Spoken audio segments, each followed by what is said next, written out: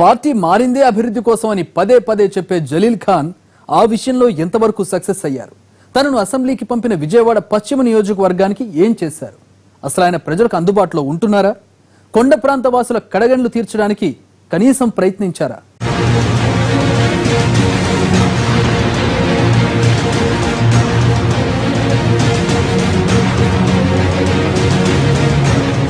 జలీల్ ఖాన్ విజయవాడకు ముఖద్వారం లాంటి పశ్చిమ నియోజకవర్గం ఎమ్మెల్యే.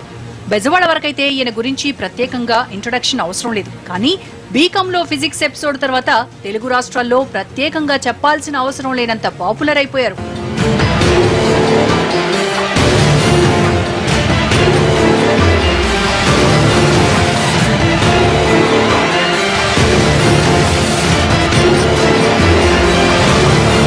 పశ్చిమ నియోజకవర్గం పరిధిలో 20 డివిజన్లున్నాయి.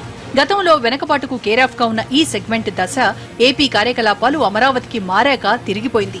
రోడ్లు, కరెంటు వంటి మౌలిక సదుపాయాల విషయంలో కొత్తదనం చూస్తున్నారు స్థానిక ప్రజలు. రాజధాని ప్రాంత అభివృద్ధిలో భాగంగా ఎమ్మెల్యేతో సంబంధం లేకుండా రాష్ట్ర ప్రభుత్వమే రూపు మార్చేసింది. అయితే రోడ్ల విస్తరణకు ఆటంకాలు రాకుండా ఎమ్మెల్యే చొరవ తీసుకున్నారన్న పేరుంది.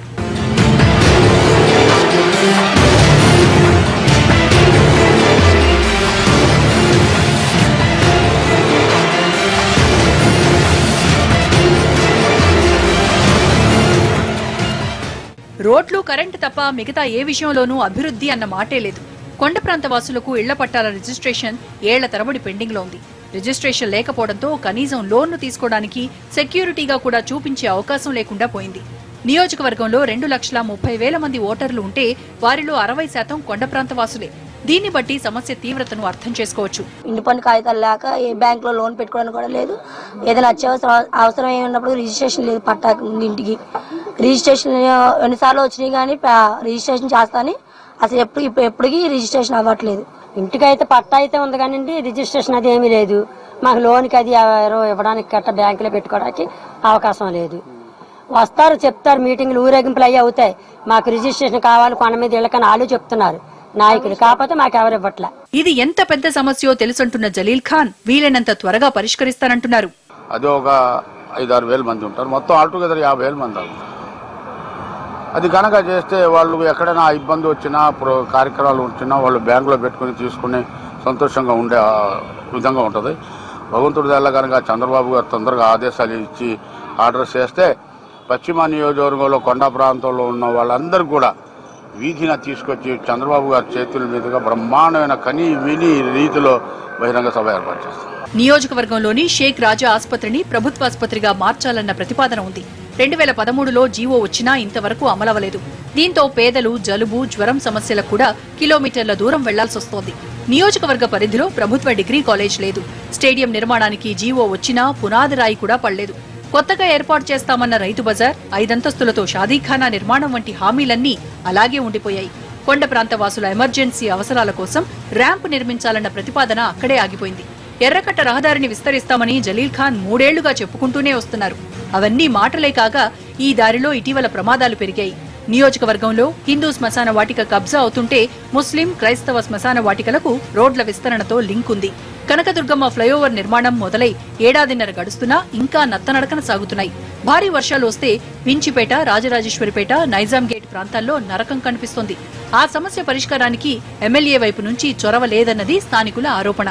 ఈ Nizam gate out fall drainage కి ఈ కాలువలో మనకి చెత్త కూరిపోయి ఈ ఇల్లు శానిటరీ ఇన్స్పెక్టర్లు చెత్త తీరు, ఈ అధికారులేమో ఈ కాలువని సరిచేద్దామనే ఒక నిర్ణయంకి రారు. దీనివల్ల ఏమో మన పేటలో ఉన్న వాళ్ళకి చాలా ఇబ్బంది అవుతుంది. గాంధీకొండను టూరిజం స్పాట్ గా అభివృద్ధి చేసేందుకు నాటి కేంద్ర మంత్రి చిరంజీవి నిధులు కేటాయించారు. కానీ గడిచిన 3 ఏళ్లలో ఆ ఊసే లేదు. పున్నమి ఘాట్ మాత్రం ప్రస్తుతం ప్రధాన పర్యాటక కేంద్రంగా మారింది. భవానీ ఐలాండ్ మీద ఇంకా ఫోకస్ పెరగాల్సింది. విభజన తర్వాత ఇంద్రకీలాద్రి అభివృద్ధి మీద శ్రద్ధ పెట్టిన ప్రభుత్వం అక్కడ సౌకర్యాలు ఏర్పాటు చేస్తోంది. అయితే భవానీల గిరి ప్రదక్షిణకు ఇబ్బందులు తప్పడం లేదు. వస్త్రలత షాపుల లీజు గడువు ముగిసింది. పొడిగింపు వ్యవహారం కార్పొరేషన్ పరిధి దాటిపోవడంతో టెన్షన్ పడుతున్నారు వ్యాపారులు.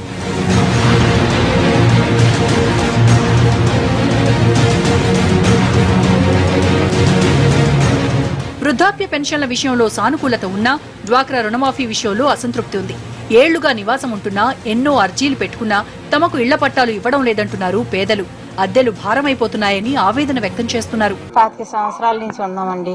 ఇళ్ళ స్థలం లేదు, ఏమీ లేదు, అద్దెకే ఉంటున్నాం. అడుగుతానే ఉన్నాం, వాళ్ళు రాయడానికి వచ్చినప్పుడల్లా రాపిస్తానే ఉన్నాం, అంతే. ఇవ్వడం లేదు, ఏమి లేదు.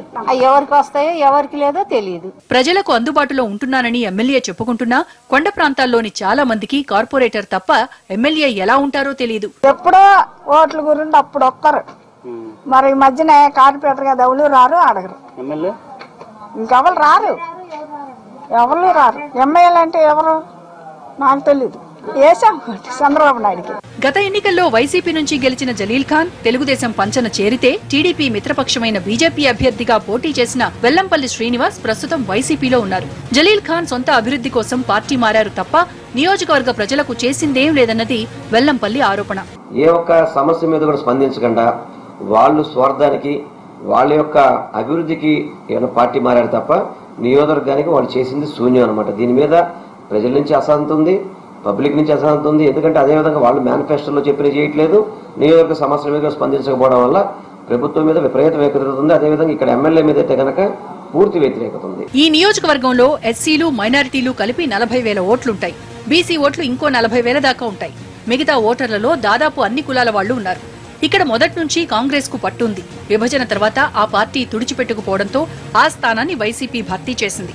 అయితే ఈసారి కూడా టీడీపీ, బీజేపీ పొత్తు కొనసాగితే జలీల్ ఖాన్ ను చూసి మైనారిటీలు ఎంతవరకు ఓటేస్తారన్న అనుమానాలున్నాయి. ఎమ్మెల్సీ బుద్ధా వెంకన్న, నాగుల్ మీరా ఖాన్ కు ఎంతవరకు సహకరిస్తారన్నది క్వశ్చన్ మార్క్. వైశ్యులు, బ్రాహ్మణుల్లో ఓటు బ్యాంకు ఉన్న వెల్లంపల్లి ఏ మేరకు నిలుపుకుంటారు? కాపుల్లో పట్టున్న కాంగ్రెస్ నేత ఆకుల శ్రీనివాస్ ఉనికి చాటుకుంటారా లేదా అన్నవన్నీ ప్రస్తుతానికి ప్రశ్నలే. కాంగ్రెస్ మాత్రం ఈసారి మేం తిప్పుకుంటామన్న ధీమాగా ఉంది. 2014 ఎన్నికల్లో రాష్ట్ర వ్యాప్తంగా జరిగిన ఇబ్బందుల వల్ల పార్టీ చతికిల పడొచ్చేమో గానీ ఈ రోజున మేము చేసే కృషి, మేము చేసే పని, మా అధిష్టానం ఇచ్చే ఆదేశాల వల్ల కాంగ్రెస్ పార్టీ ఈ రోజున మరి పుంజుకోవడం అనేది జరిగింది. ప్రతి డివిజన్లో డివిజన్ కాంగ్రెస్ కు సంబంధించిన అధ్యక్షులు నియమించుకోవడం జరిగింది. చొక్క ఘనం ఈ రోజున ఇక్కడ ఇసుక విషయంలో గాని అనేక రకమైన అవినీతి కార్యక్రమాల్లో గాని వాళ్ళు పాల్పంచుకోవడం పరిపాటి అయిపోయింది. వాళ్ళ రోజువారీ వృత్తి కూడా అయిపోయింది అనేది ప్రజల మాట, మా మాట కాదు, ప్రజల మాటగానే ఈ రోజున వినపడుతుంది. మొత్తంగా చూస్తే నియోజకవర్గ అభివృద్ధి అంతంత మాత్రంగానే ఉంది. ఈసారి గెలుపోటములు కొండ ప్రాంత వాసుల రిజిస్ట్రేషన్ సమస్యకు పరిష్కారం మీదే ఆధారపడి ఉండే అవకాశం కనిపిస్తోంది.